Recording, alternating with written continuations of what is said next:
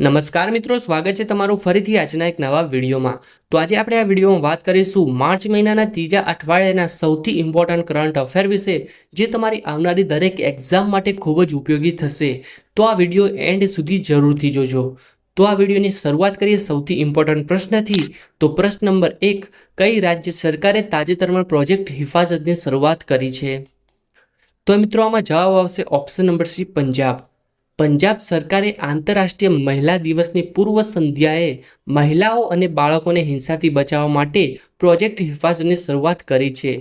આ પ્રોજેક્ટે પંજાબના સામાજિક સુરક્ષા મહિલા બાળ વિકાસ મંત્રી ડોક્ટર બલજીત કૌર દ્વારા 7 માર્ચ 2025ના રોજ ચંદીગઢમાં આની શરૂઆત કરવામાં આવી હતી। પ્રશ્ન નંબર 2, ગંભીર રીતે બીમાર બાળકો માટે તાજેતરમાં માનવ દૂધ બેંક પયોધીની કોણે શરૂઆત કરી છે? તો મિત્રો આમાં જવાબ આવશે ઓપ્શન નંબર એ, દિલ્હી। તો દિલ્હી એમ્સે અકાળ બાળકો માટે પયોધી માનવ દૂધ બેંકની શરૂઆત કરી છે, જે ગંભીર રીતે બીમાર નવજાત શિશુઓને પાર્શ્વરાઇટ્સ દાતા માનવ દૂધ પ્રદાન કરશે। અને આનો મુખ્ય ઉદ્દેશ્ય એ તમને ખબર હશે કે કેટલાક કિસ્સાઓમાં નવજાત બાળકોની માતાઓ બીમારી અથવા અન્ય તબીબી કારણોસર તેમને સ્તનપાન નથી કરાવી શકતી। તેવામાં નવજાત બાળકો માટે માતાનું દૂધ એ અમૃત સમાન હોય છે, અને તે મળી રહે તે માટે આ માનવ દૂધ બેંક પયોધીની શરૂઆત કરવામાં આવી છે। પ્રશ્ન નંબર 3, તાજેતરમાં જન ઔષધિ દિવસ 2025 ક્યારે ઉજવવામાં આવ્યો હતો? તો મિત્રો આમાં જવાબ આવશે ઓપ્શન નંબર એ, 7 માર્ચ। 7 માર્ચના રોજ જન ઔષધિ દિવસ 2025ની ઉજવણી કરવામાં આવી હતી, અને આ દિવસની ઉજવણી કરવાનો મુખ્ય હેતુ એ સામાન્ય દવાઓ વિશે જાગૃતિ ફેલાવવાનો અને સામાન્ય દવાઓનો ઉપયોગને પ્રોત્સાહન આપવાનો છે। અને આ દિવસની થીમ હતી દામ કમ દવાઈ ઉત્તમ। પ્રશ્ન નંબર 4, એપેડાએ તાજેતરમાં આહાર 2025ની 39મી આવૃત્તિનું આયોજન ક્યાં કર્યું? તો મિત્રો આમાં જવાબ આવશે ઓપ્શન નંબર બી, નવી દિલ્હી। નવી દિલ્હી ખાતે એપેડાએ આહાર 2025ની 39મી આવૃત્તિનું આયોજન કર્યું હતું। વાત કરીએ મિત્રો એપેડાની, તો એપેડા એ કૃષિ અને processed food products export development authority છે, અને આહાર 2025નું આયોજન કરવાનો મુખ્ય હેતુ એ ભારતીય ફૂડ પ્રોસેસિંગ ઉદ્યોગને વૈશ્વિક પ્લેટફોર્મ પર પ્રદર્શિત કરવાનો છે, અને નિકાસને પ્રોત્સાહન આપવાનો તથા ખાદ્ય સુરક્ષા અને નવીનતાને આગળ વધારવાનો છે। પ્રશ્ન નંબર 5, તાજેતરમાં કોણે આઈસીસી ચેમ્પિયન ટ્રોફી 2025નો ખિતાબ જીત્યો હતો? તો મિત્રો સૌને ખબર છે, આપણી ટીમ ભારતે આઈસીસી ચેમ્પિયન ટ્રોફી 2025નો ખિતાબ જીત્યો છે। વાત કરીએ મિત્રો આઈસીસી ચેમ્પિયન ટ્રોફી 2025ની, તો આ તેની 9મી આવૃત્તિ હતી, જે 19 ફેબ્રુઆરીથી 9 માર્ચ વચ્ચે પાકિસ્તાન અને યુએઈમાં યોજાઈ હતી, જેમાં ભારતે ન્યૂઝીલેન્ડને હરાવીને તેનું ત્રીજું ટાઇટલ એ પોતાના નામે કર્યું હતું। અને આઈસીસી ચેમ્પિયન ટ્રોફી 2025માં પ્લેયર ઓફ ધ ટુર્નામેન્ટ રહ્યા હતા ન્યૂઝીલેન્ડના રચિન રવિન્દ્ર। તો મિત્રો આઈસીસી ચેમ્પિયન ટ્રોફી 2025 ઉપર મેં એક સ્પેશિયલી વિડીયો બનાવ્યો છે, જેમાં મેં આઈસીસી ચેમ્પિયન ટ્રોફી 2025ના 15 સૌથી ઇમ્પોર્ટન્ટ પ્રશ્નો વિશે ચર્ચા કરી છે, જે તમારી આવનારી દરેક એક્ઝામ માટે ખૂબ જ ઉપયોગી થશે। તે વિડીયોમાંથી તમારે 1 થી 2 માર્ક્સ જરૂરથી નીકળી જશે। જો તમે એ વિડીયો ના જોયો હોય તો એ વિડીયો તમે જરૂરથી જોજો। પ્રશ્ન નંબર 6, સંરક્ષણ મંત્રાલયે માર્ચ 2025માં શૌર્ય વિજ્ઞાન ઉત્સવનું આયોજન ક્યાં કર્યું હતું? તો મિત્રો આમાં જવાબ આવશે ઓપ્શન નંબર સી, બિહાર। તો બિહારમાં રક્ષા મંત્રાલયે માર્ચ 2025માં શૌર્ય વિજ્ઞાન ઉત્સવનું આયોજન કર્યું હતું, જે પ્રથમ શૌર્ય વિજ્ઞાન ઉત્સવ હતું, જે 7 થી 8 માર્ચ વચ્ચે બિહારના પૂર્વ ચંપારણ જિલ્લાના મોતીહારી શહેરમાં આનું આયોજન કરવામાં આવ્યું હતું।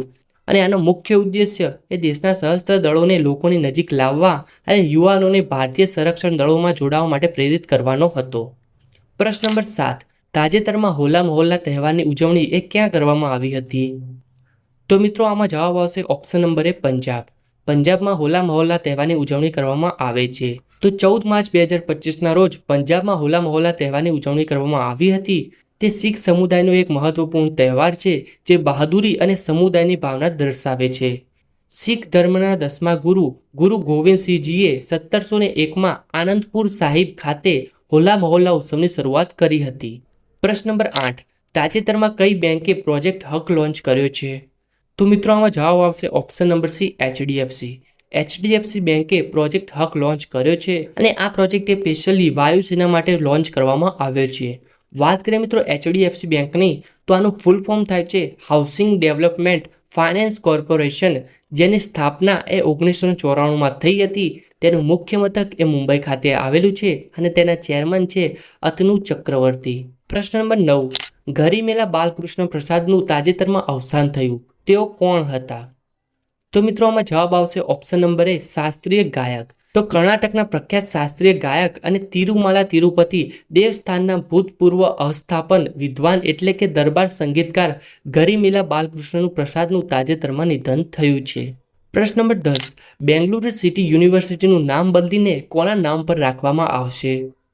તો મિત્રો આમાં જવાબ આવશે option number D doctor Manmohan Singh. Doctor Manmohan સિંહના નામ ઉપર બેંગલુરુ સિટી યુનિવર્સિટીનું નામ બદલીને રાખવામાં આવશે.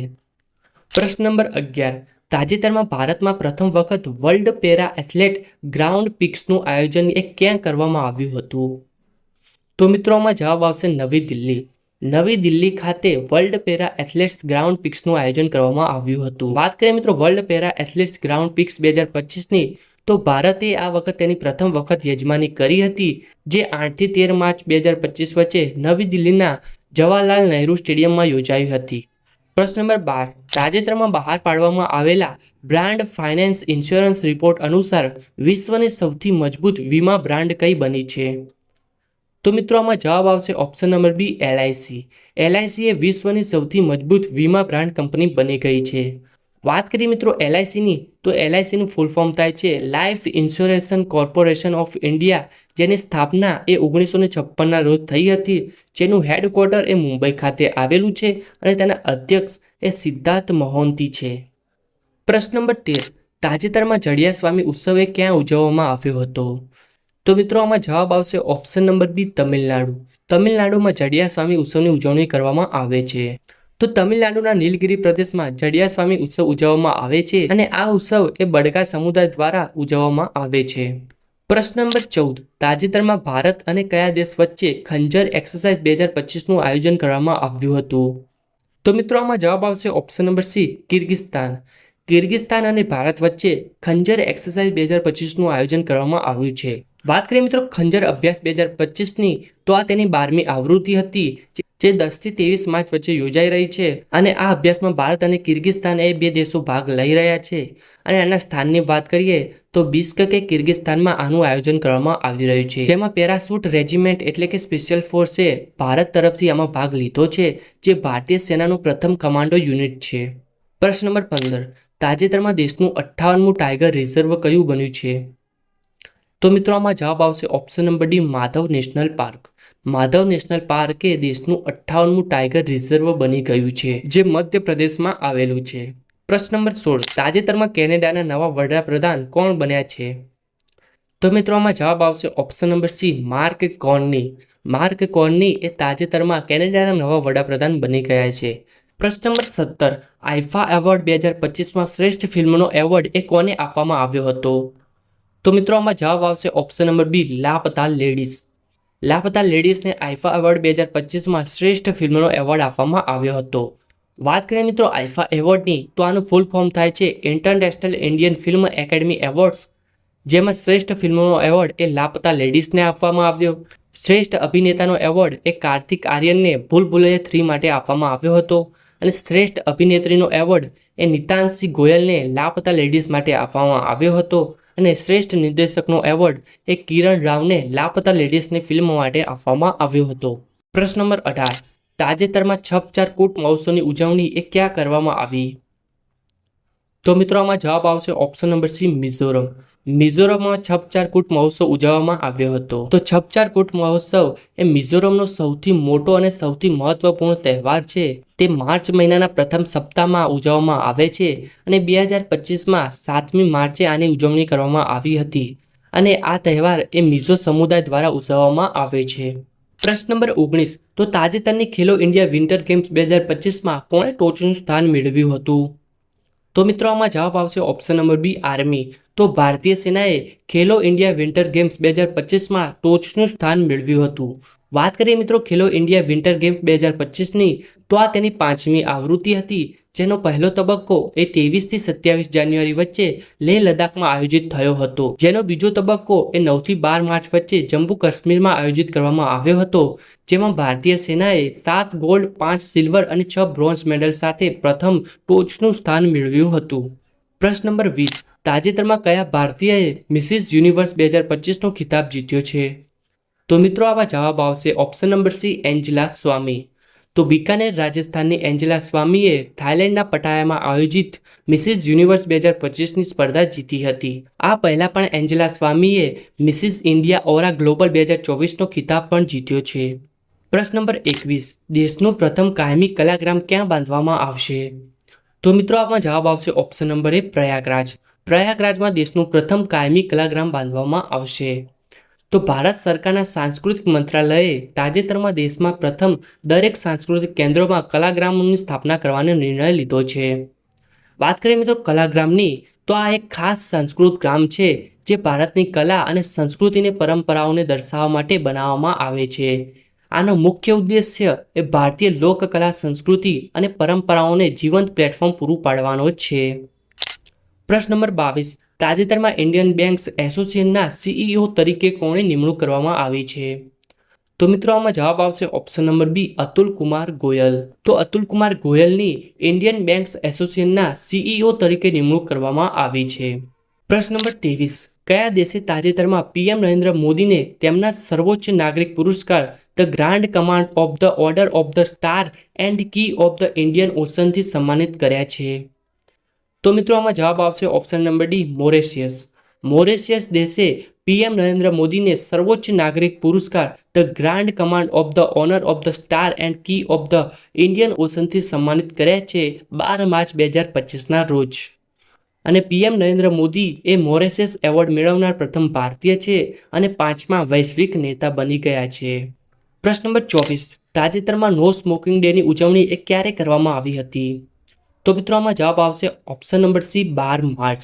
દર વર્ષે 12 માર્ચના રોજ નો સ્મોકિંગ ડેની ઉજવણી કરવામાં આવે છે. અને હિમાચલ પ્રદેશ એ દેશનું પ્રથમ LPG સક્ષમ અને ધૂમ્રપાન મુક્ત રાજ્ય બન્યું છે ભારતનું. વાત કરીએ મિત્રો વિશ્વ નો તંબાકુ દિવસની, તો તે 31 મેના રોજ ઉજવવામાં આવે છે. પ્રશ્ન નંબર 25, તાજેતરમાં કયા રાજ્યએ પોતાની સેટેલાઇટ લોન્ચ કરવાની જાહેરાત કરી છે? તો મિત્રો આમાં જવાબ આવશે ઓપ્શન નંબર એ, આસામ. આસામ રાજ્ય સરકારે આસામ સેટ નામનો પોતાનો ઉપગ્રહ લોન્ચ કરવાની જાહેરાત કરી છે. અને આસામ એ દેશનું પ્રથમ એવું રાજ્ય હશે જેની પાસે પોતાની સેટેલાઇટ હશે. અને આનો મુખ્ય ઉદ્દેશ્ય એ આ ઉપગ્રહ એ કૃષિ આપત્તિ વ્યવસ્થાપન, માળખાકીય વિકાસ અને સરહદ સુરક્ષા વ્યવસ્થાપન અને પોલીસ કામગીરી માટે સમર્પિત સેવાઓ પ્રદાન કરવા માટે મદદ કરશે. તો બસ મિત્રો આજનો આ વિડીયો આટલા સુધી જ હતો. જો તમને આ વિડીયો પસંદ આવ્યો તો પ્લીઝ આ વિડીયોને એક લાઇક જરૂરથી કરી દેજો. અને આવા બીજા વિડીયો જોવા માટે ચેનલને સબસ્ક્રાઇબ કરવાનું ના ભૂલતા. ચેનલને સબસ્ક્રાઇબ પણ જરૂરથી કરી લેજો.